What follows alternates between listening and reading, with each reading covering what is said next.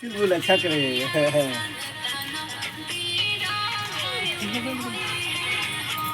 ऐसे ना लोग हो ऐसे टांग दे तू ना बांध के आगे धरा लगे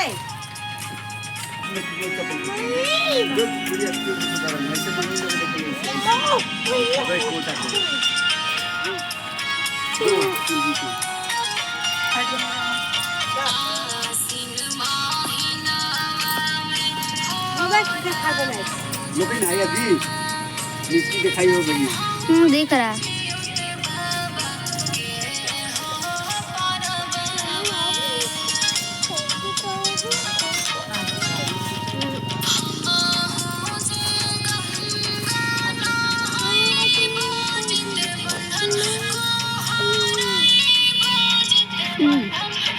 अभी जितिया का 80 लगा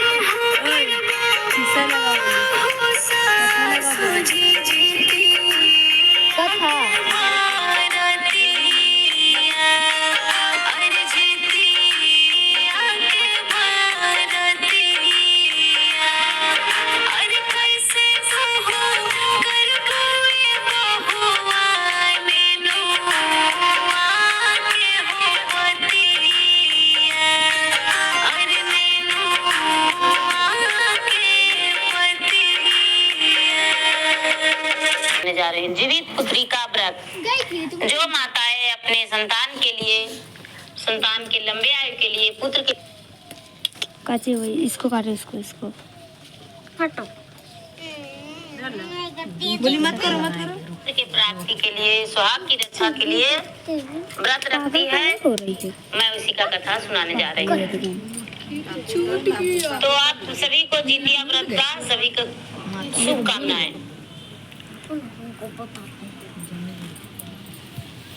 तेरा फोन है कि का है? कुछ ऑनलाइन किया था ऑर्डर? नहीं लोग तो है, अब ये लोग और ढेर सारी बधाएं। तो चलिए कथा सुनाते हैं। एक गांव में 2 बहनें रहती थी। कथा सुनो। एक का नाम सुखनी था और एक का नाम दुखनी। दोनों बहनें जो थी तो सगी बहन, पर एक माता की नहीं थी। दोनों 2 माता से थी। जब दुखनी का जन्म हुआ था तो उसकी माता मर गई अब थी यहाँ चीटी भरेगा। और उसके पिता दूसरा विवाह कर लिए थे और दूसरे विवाह किए। उसको माता के मर जाने पर सारे लोग उसको नाम धर दिए दुखनी।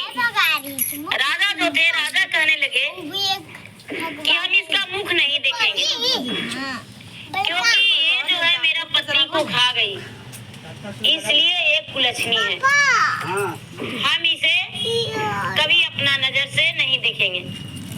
राजा साहब ब्याह किए। ब्याह करने के बाद कुछ ही दिन बाद दूसरी रानी भी गर्भवती रह गई और गर्भवती होने के बाद 9वें महीने के बाद छोटी रानी भी एक कन्या का जन्म दी। उसे नाम लोग रख दिए सुखनी। और सुखनी और दुखनी 2 बहनें थी। धीरे धीरे अपने माता के गोद में पिता के छत्र छाया में बड़ा होने लगी।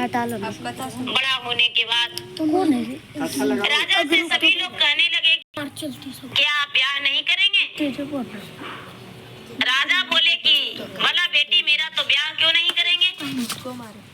इस राजघराने में क्या कमी है जो अपना बेटी को कुमारी रख लेंगे? बेटी का ब्याह अवश्य करेंगे क्योंकि सारा प्रजा जानते थे कि राजा साहब अपना बड़ी बेटी दुखनी को मुख नहीं देखते हैं। ज्यादा लोग राजा से टॉर्चर करते थे। राजा कहने लगे अपने पत्नी से कि देखो जो मेरा बेटी है दुखनी, उसका ब्याह करने के लिए मेरे प्रजा परेशान किए हुए हैं, इसलिए उसका ब्याह हम कर देंगे। बोले कि तो ठीक है राजा साहब, दुखनी का ब्याह करिएगा तो सुखनी का भी करना होगा। लेकिन दुखनी तो कुलच्छनी है, वो अभागिन है। वो अपने जन्म लेते ही माता को खा गई, तो इसलिए उसके लिए कैसा वर ढूंढेंगे? कहते हैं कि उसके लिए वर जो ढूंढेंगे वो वर उसको देखना है। कैसा रहेगा आप ही बता दीजिए। रानी बोली कि स्वामी, ये अभागन को ऐसा वर ढूंढना चाहिए, ऐसा वर ढूंढना चाहिए जिसमें एक दूसरे के घर मजदूरी करे, दूसरे के घर नौकरानी के काम करे या तो भीख मांगे। राजा बोले ठीक है। राजा साहब अपने मंत्री से बोले कि देखिए मुझे सुखनी का विवाह करना है, दुखनी का भी विवाह करना है, इसलिए पहले दुखनी के लिए वर खोज दीजिए और वर ऐसा होना चाहिए जिसमें उसका खाने का और रहने का कोई ठिकाना नहीं रहे। नाई और ब्राह्मण राजा को बात सुनकर उगारा भर दिए और रिश्ता लेकर घर से निकल गए। चलते चलते चलते चलते चलते चलते चलते चलते चले गए किसी गांव में और उस गांव में जाकर वैसा वर ढूंढने लगे। चाय बना के दे दी, यहाँ चला जो ना गए। एक गांव से अलग एक झोपड़ी था। झोपड़ी में नाई और ब्राह्मण दोनों गए और जाकर कहने लगे क्या घर में जो लगे आपके यहाँ कोई लड़का है? बेचारी बूढ़ी माँ उसमें बैठी हुई थी, बोली कि हाँ मेरा बेटा तो है। हम वीडियो बना क्या रहे बात है? अरे आपका बेटा से राजा साहब का बेटी का ब्याह करेंगे, आप रिश्ता मंजूर करते हैं या नहीं? बुढ़िया बोली मुझ जैसे निर्धन के घर में राजा साहब अपने बेटी का ब्याह करेंगे? मेरा क्या औकात जो राजा के घर मेरा बेटा का ससुराल हो और राजा की बेटी मेरा बेटा का पत्नी। ये बात सुनकर नाई कहते हैं कि अरे भरोसा भी मत करना, राजा कुछ देने वाले नहीं है, राजा तो कौड़ी चूस है। बुढ़िया बोली ठीक है कोई बात नहीं, मेरा बेटा का तो ब्याह है करना है, ठीक है रिश्ता पक्का हो गया। नाई और ब्राह्मण दीदी चले गए राज दरबार में और जाकर बोले राजा साहब से कि राजा साहब बधाई हो, आप बिल्कुल जैसा वर कह रहे थे बिल्कुल उसी तरह हम वर को ढूंढ लिए हैं। राजा साहब ये बात सुनकर बड़े प्रसन्न हो गए।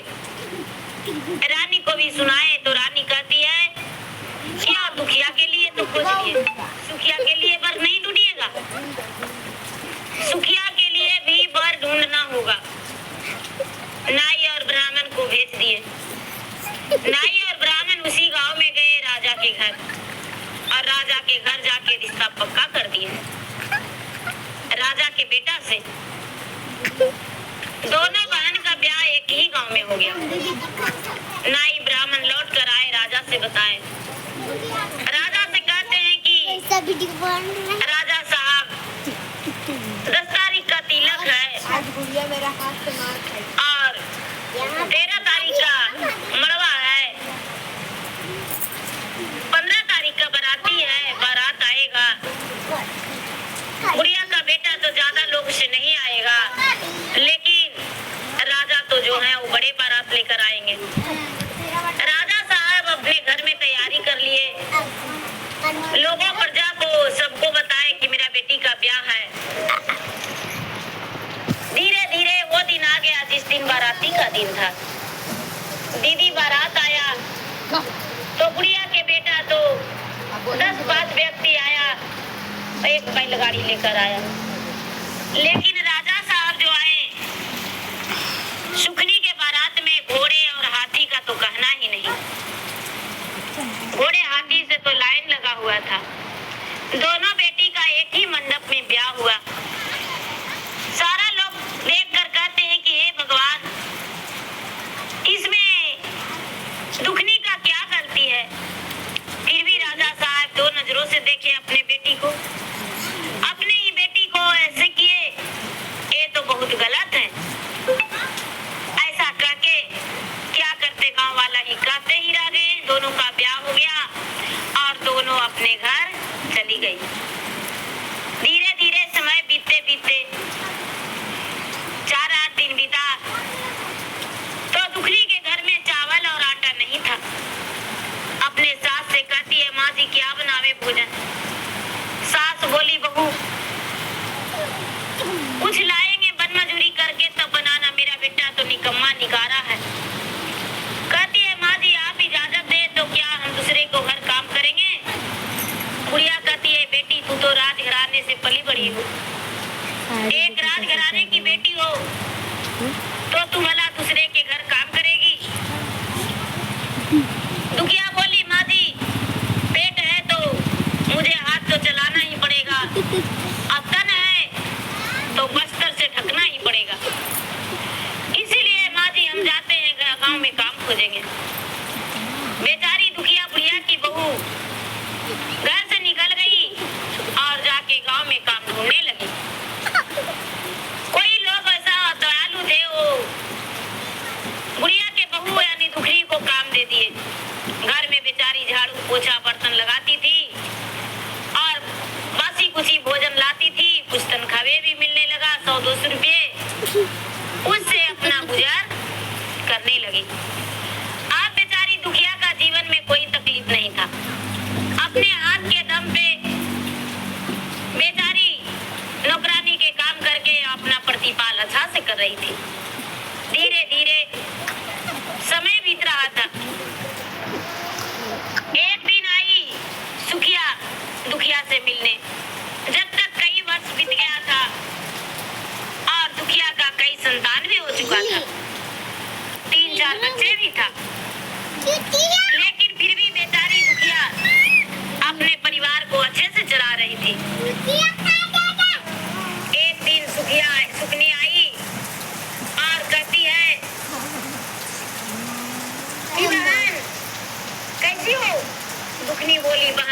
मैं तो ठीक हूँ, पर तुम कैसी हो?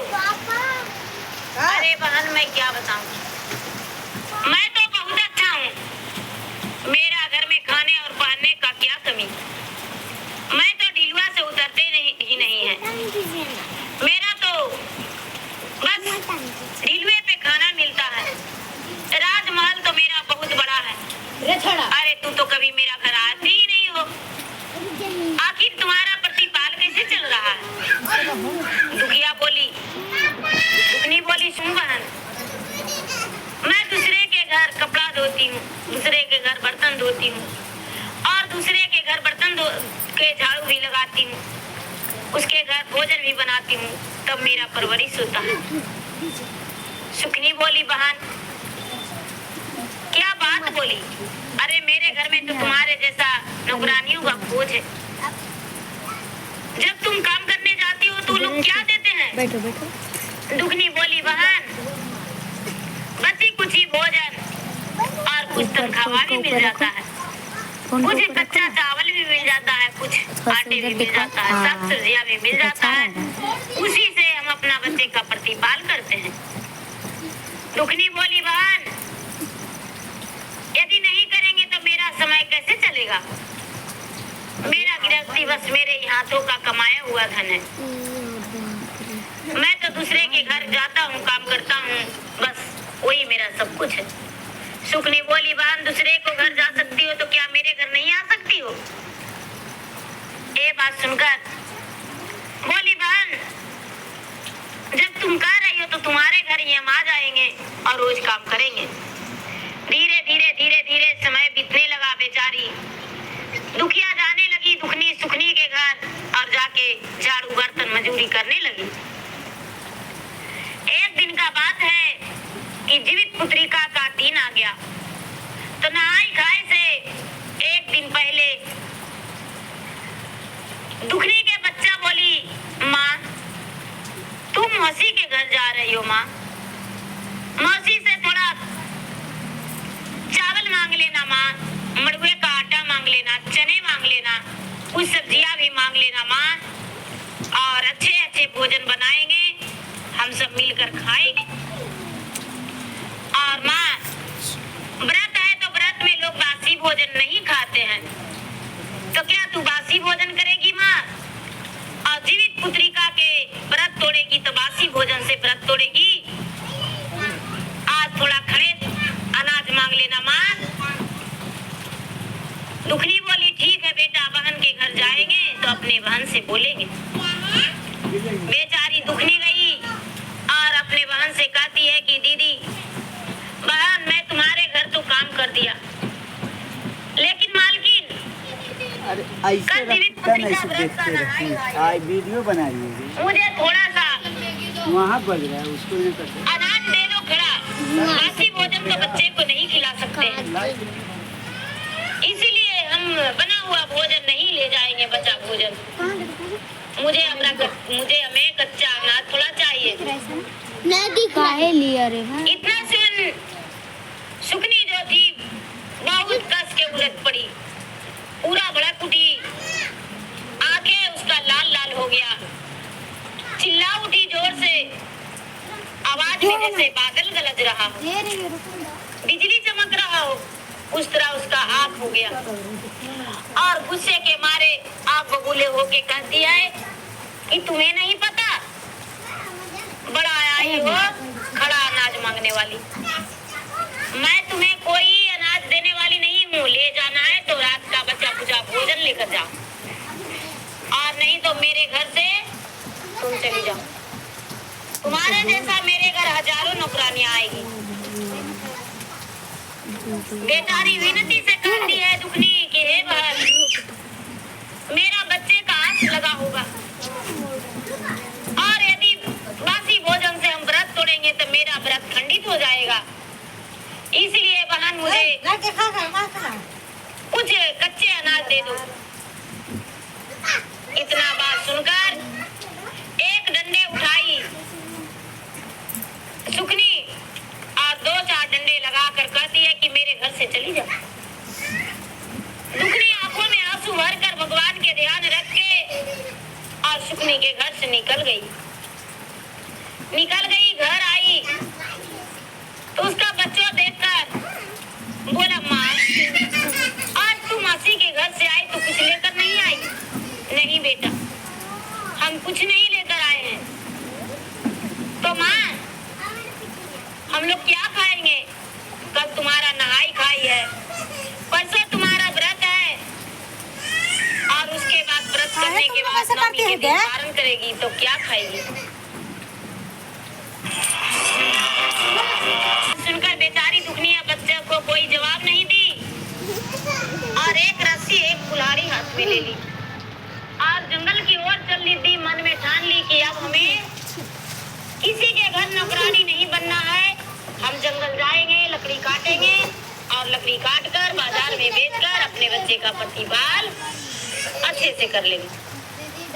बेचारी बात जाने लगी जंगल। तो जाते जाते जाते जंगल के करीब पहुंची। जंगल में पहुंची तो जंगल में देखती है कि एक बहुत सुंदर सफेद रंग की गाय है। गाय पर सब पीड़ा से पीड़ित थी। गाय का बछड़े जो था बाहर आने में बहुत कष्ट हो रहा था। गाय बेचारी बहुत जोर जोर से चिल्ला रही थी और नजर पड़ गया दुखनी पे। तो गाय जो थी कहती कि अरे बहन तुम कौन हो? दुखनी बोली, मैं दुखनी हूँ बहन गौ माता, क्या बात है? अरे बहन मैं प्रसव पीड़ा से बहुत व्याकुल हूँ, मुझे बहुत दर्द हो रहा है, मैं तो बच्चा देने में असमर्थ हूँ, थोड़ा सा मेरा पेट सहला दो, हो सकता है तुम्हारे हाथ लगने से मेरा बच्चा अच्छा से जन्म ले ले। ये बात सुनकर दुखनी कहती है, गौ माता क्यों नहीं, गौ माता हम आपका जरूर मदद करेंगे। और बेचारी दुखनी जाकर उसका पेट सहलाने लगी। पेट पे हाथ धरते ही और इसका बच्चा बाहर आ गया। गौ जो थी वो आराम से बैठ गई, चैन के सांसें ली। बेचारी दुखनी जो थी हाथ में कुल्हाड़ी और रस्सी लिए आगे बढ़ गई। तो एक नागिन थी। नागिन अपनी केचली उतारने में बहुत परेशान थी। ओ कितना वर्षों से उसका शरीर में केचुला जकड़ा हुआ था। केचुला उतरने का नाम ही नहीं ले रहा था। बेचारी नागिन को थोड़ी थोड़ी धुंधला धुंधला दिखाई देता था। कोई भी जाते थे एक डंडे एक ईंट एक पत्थर उसे मार दिया करते थे, क्योंकि उसे केचुले के कारण चल नहीं हुआ रहा था। बेचारी चलने फिरने में लाचार थी। नागिन जब देखी दुखनी तो कहती है, हे भगवान, ये नागरानी को इस हालत। इतना ही में नागरानी कहती, अरे तू कौन हो?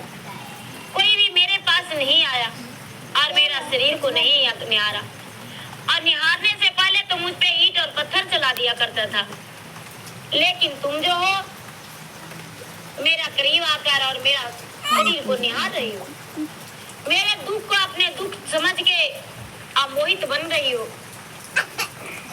ये बात सुनकर दुखनी कहती है कि नागरानी मैं दुखनी हूँ, क्या मदद करूं बताइए? नागिन बोली, अरे बहन दुखनी, थोड़ा सा मेरा शरीर पे सहला दो, हो सकता है तुम्हारे हाथ लगने से मेरा 12 बरस का केचली उतर जाए। भगवान का महिमा दीदी अपरंपार होती है। देखिए भगवान अपना दया बरसाते हैं, जितवान भगवान कृपा करते हैं तो भगवान स्वयं प्रकट हो जाते हैं किसी रूप से न किसी रूप से। ये बात सुनकर बेचारी दुखनी उसका शरीर को सहलाने लगी। जब सहलाने लगी तो छट से उसका केचली उतर गया। 12 बरस का जकड़ा हुआ केचली उतर गया। नागिन तो बिल्कुल कंचन हो गई। जब कंचन हो गई तो आगे बढ़ गई और सोचती है कि अब शाम होने वाला है और हमें लकड़ी भी काटना है, शाम भी हो जाएगा। इतना ही में एक बूढ़ी माँ मिली। जितिया माई बैठे हुए थे एक बूढ़ी का रूप धारण करके। जब दुखनी पर नजर पड़ा तो जितिया माई कहते हैं कि तू कौन हो बेटी? कहती है इसलिए मैं दुखनी हूँ। अरे बेटी, मेरा तो पाँव हाथ बहुत दर्द कर रहा है बेटी, थोड़ा मेरा पाँव दबा दे बेटी। जाके जितिया माई को पाँव दबाई। इसे पता नहीं था कि ये जितिया माई है। जितिया माई कहते हैं कि बेटी मेरा सर में जुए भी काट रहा है। बेचारी जितिया माई को जुए भी निकाली, लेकिन जुआ क्या रहेगा, वो तो परीक्षा था। धीरे धीरे धीरे धीरे कुछ समय बीता तो जितिया माई का नींद आ गया। जितिया माई देखते हैं कि इसके मन में मेरे बारे में क्या ख्याल आता है, और जब नींद आने लगा तो अपने पांव पे जितिया माई को सुला ली और सुला के उनका सर सहलाने लगी। जितिया माई सारी लीला देख रहे थे। सूरज ढल चुका था, लेकिन फिर भी दुखनी एक बार नहीं बोली कि माता अब आप उठ जाइए। खुद स्वयं जितिया माई उठे और कहने लगे कि बेटी सूरज ढल गया है, शाम होने वाला है, किरण में सूरज का किरण में लाली पड़ गया है, क्या तू घर नहीं जाएगी? तुम्हें पता नहीं था कि मुझे घर जाना है लकड़ी लेकर? माँ जी कोई बात नहीं, हम चल जाएंगे घर। आप मेरे पाँव पे सोए तो मुझे लगा कि मेरी माँ सोई है, बहुत अच्छा लगा। आंखों में आंसू भरकर और अपने मन की बात दबा ली। अपना दुख दर्द नहीं सुनाइए दीदी। माता तो अंतर्यामी थे, सब कुछ समझ गए, जान गए, और कहते हैं कि बेटी मेरा आंचल में तुम्हारे लिए कुछ है, लो बेटी आंचल फैलाओ। दुखनी जो थी आंचल फैलाई तो अपने आंचल से निकाल कर कुछ चावल दिए। बेचारी आंचल में चावल ले ली, झोला से निकाल कर और कुछ दिए, एक पोटली जो कहते हैं कि बेटी घर जाकर खोलना। अब ये आंचल में चावल और पोटली लेकर वहाँ से लौट आई। कोई लकड़ी नहीं तोड़ी दीदी, और नहीं जंगल में देर करने लगी क्योंकि सूरज ढल चुका था। आगे बढ़ने पर वो नाग रानी कहती है कि अरे दुखनी बहन जा रही हो? हाँ हम जा रहे हैं। अरे बहन जरा मेरे पास आओ। और थोड़ा सा दुखनी गई तो कहती है कि क्या? तो बहन मेरे पास कुछ है, जरा ले ले जाना। क्या है बहन? दे दो। अपना मनी दी नागिन। लो बहन घर में रख देना, तुम्हारे घर दीपक जैसा ये जलेगा। लो बहन, लेकिन कोई नाग के करीब मत आने देना। ठीक है बहन। वहाँ से आगे बढ़ी तो गौ माता कहती है कि अरे तुम्हारी लौट कर जा रही हो? हाँ, मैं अपने प्रसव पीड़ा से कई दिन से परेशान थी। अपने बच्चे का जन्म देने में मैं खुद का असमर्थ थी, लेकिन तुम्हारे हाथ लगने से मेरा प्रसव पीड़ा भी कम हो गया और बच्चा भी जन्म ले लिया। इसलिए इस वन में मेरा क्या काम? हम तुम्हारे साथ ही चलेंगे। दीदी जो गाय थी, गाय दुखनी के साथ चल गई। दुखनी जब घर गई है दीदी तो इसका बच्चा देखिए। अरे माँ गाय लेकर आई है। कहीं ने पढ़ दिया। अरे अरे चलो माँ एक गाय लेकर आई है, साथ में बछड़े भी है। पंडित जी बच्चन बड़े प्यार से खूंटे से लगाकर गाय को बांध दी और दुखनी घर के अंदर गई। जो आंचल में मुट्ठी भर चावल था दीदी, कोई बर्तन में रखी तो बर्तन भर गया। अभी आधा घंटा पोटली था तो पोटली खोलकर देखती है आधा मत करोगे पूरा तो पोटली में सोने और चांदी भरा हुआ है। आधा घंटा का है। आधा घंटा भी अभी नहीं हुआ है, 1 घंटा का है सब पूरा। देखकर बड़ी प्रसन्न हो गई। और नहीं, 1 घंटा का नहीं है, 37 आधा घंटा का है तो होने वाला है, मैंने तो एक रोटी होने वाला है। के लिए तरस होने रहा वाला था, और लेकिन 20-30 मिनट आज आपकी बचे कृपा से कोई कमी नहीं। कल मेरा जितिया व्रत का नहाई खाई है। हम बाजार जाएंगे, अपने बच्चे के लिए नए कपड़े लाएंगे, अपने बच्चे के लिए डाले लाएंगे, अपने बच्चे के लिए फल लाएंगे, फलरिया लाएंगे, चने लाएंगे, मड़ुआ लाएंगे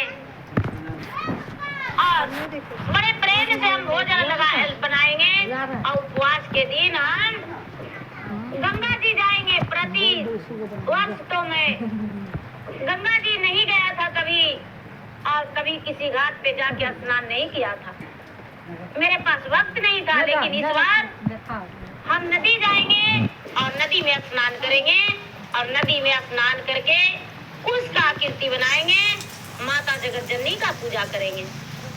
एक आगे और व्रत रखी, उपवास के दिन व्रत रखी, नवमी के दिन व्रत तोड़ी। धीरे धीरे उसके घर में धन का वृद्धि होने लगा दीदी। अब जो दुखनी थी अपने पति से कहती है कि हे स्वामीनाथ, आप तो कमाते थे और नशे में चूर रहते थे, लेकिन मेरा कहना मानिए और कुछ अच्छा कीजिए। उनका पति का भी बुद्धि ठीक हो गया था दीदी। 11 मिनट सास तो बेचारी कब से चलवसी थी। उसका पति कहते हैं कि बोलो क्या बात है, तू जो कहेगी वो मैं मानने को लिए तैयार हूँ। दुखनी कहती है कि हे स्वामीनाथ, हम लोग बाजार चलिए, और बाजार जाकर हम लोग इस सोने को थोड़ा बेच देंगे और अपना घर बनाएंगे। दुखनी जो थी कुछ सोने को बेचकर और घर बनाई। घर बनाकर उसे बढ़िया से सजा धजा दी। अब तो इसका पति भी अच्छे काम करने लगे, बिजनेस कर लिए, और बिजनेस करके दौरी दुकान करके प्रतिदिन अच्छा कमाई करने लगे। धीरे धीरे अब इसके घर में दाएं दासी नौकर चाकर सब हो गए।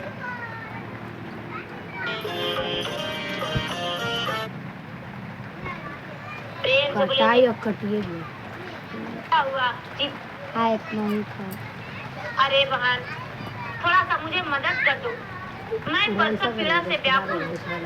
तुम्हें क्या दाई दिखती हूँ? मैं ये नहीं हूँ को जो तुम्हारे परसों पीड़ा में मदद करूँ। नहीं नहीं, हम जा रहे हैं लकड़ी काटने। 7 मिनट आगे बढ़ गई। नागरानी केचले से परेशान हो भी चिल्लाई, कौन हो? सुखनी कहती है कि मैं सुखनी हूँ। अरे बहन, थोड़ा सा मदद कर दो। एक ईंट उठाकर नागरानी को मारी और कहती है कि तुम्हें मार कर तो प्राण ही ले लेंगे। तुम कहती हो कि मेरा मदद करो और मैं तुम्हारा मदद करूं। नहीं नहीं, मैं मदद करने वाला नहीं हूँ। मैं तो राजघराने की बेटी और राजघराने की बहू हूँ। आगे बढ़ने पर वही जितिया माई बैठे हुए थे। कहते हैं कौन हो बेटी, कौन हो? ए बुढ़िया, तुम्हें दिखाई नहीं देता है? अरे मैं हूँ सुखनी, तेरा आंखों में पट्टी बंधा हुआ है। अरे बेटी, मेरा पाँव दबा दो। ए बुढ़िया, हम जंगल आए हैं सोने और चांदी के लिए, और तुम जो हो मुझे कहती हो मेरा पाँव दबा दो। मैं पाँव दबाने वाला में से नहीं हूँ।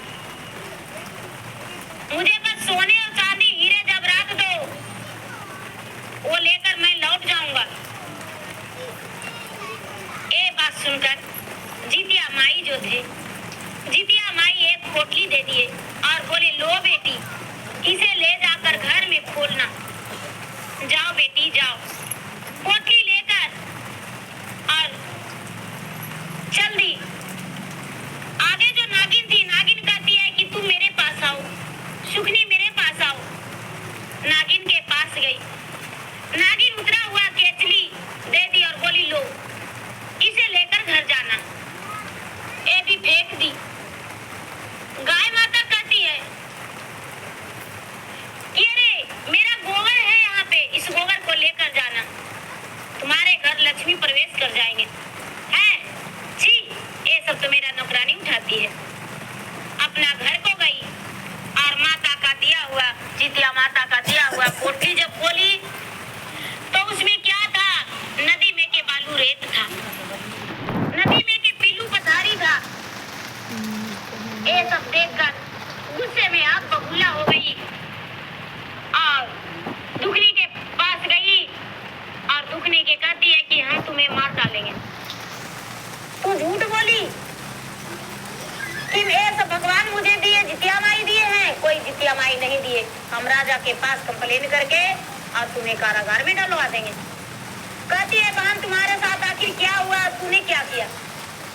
अरे जाते जाते रास्ते में एक गाय मिली, वो कहती है मेरा पेट साला, मैंने उसे लात मार दिया।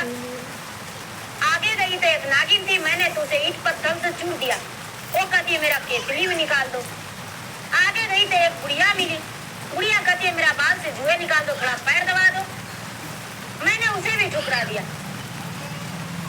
दुखिया कहती है कि बहन जो दुख का मारा होता है वही भगवान की सेवा कर सकता है, और जो सुख में डूबा हुआ है बहन वो भगवान की सेवा कहाँ? उसे तो अपना मन का अभिमान लगा हुआ रहता है, और तू तो एक अभिमानी बन के गई थी बहन। तू तो धन के लालच में गई थी और मैं सचमुच में लकड़ी काटने गई थी, लेकिन भगवान की कृपा की मुझे धन मिला। तुम्हें कभी धन नहीं मिल सकता है। जाओ बहन अपना घर जाओ। कहती है नहीं बात, और कितना आगे? जैसे तू कहेगी वैसी करेंगे हम।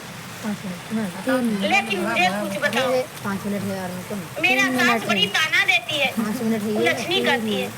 हम लोग 3 मिनट। क्योंकि जब आए थे तब मेरा घर में एक राज सिंहासन राजमहल था। आज एक भिखारिन के बराबर सब रह रहे हैं, खुद के नौकरानी बन के घर में काम करते हैं। सुखनी बोली ऐसा तो दुखनी कहती है कि बहन चिंता मत करो, तुम भी भगवान भगवान के पूजा पाठ करो, घर का कपड़ा जीवित पुत्री का व्रत करो और भगवान भोलेनाथ का पूजा करो, तुम्हारे घर में भी आमदन भर जाएगा। बेचारी समझा दी। फिर से सुखनी अपना पूजा पाठ करने लगी, सच्चे भक्ति भावना से मन से भगवान को लगन से पूजा पाठ करने लगी।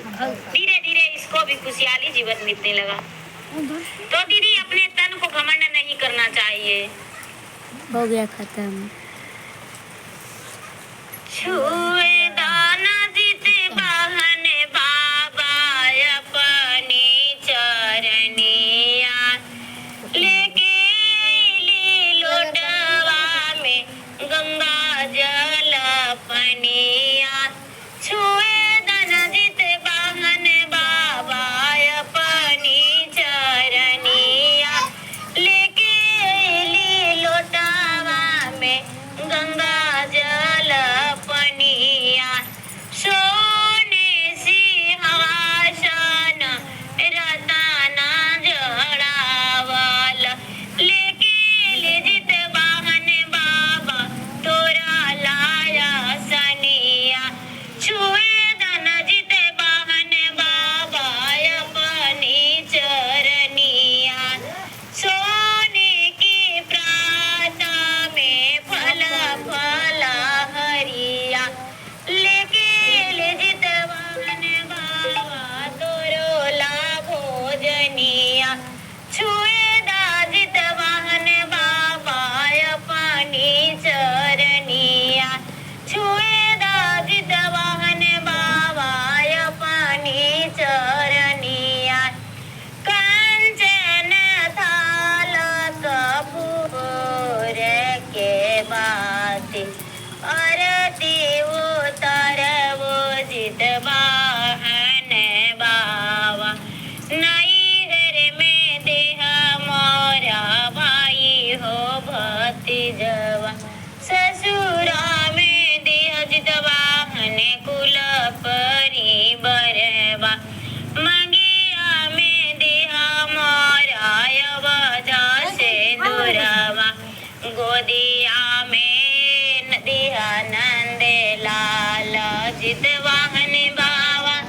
जय जित वाहन बाबा।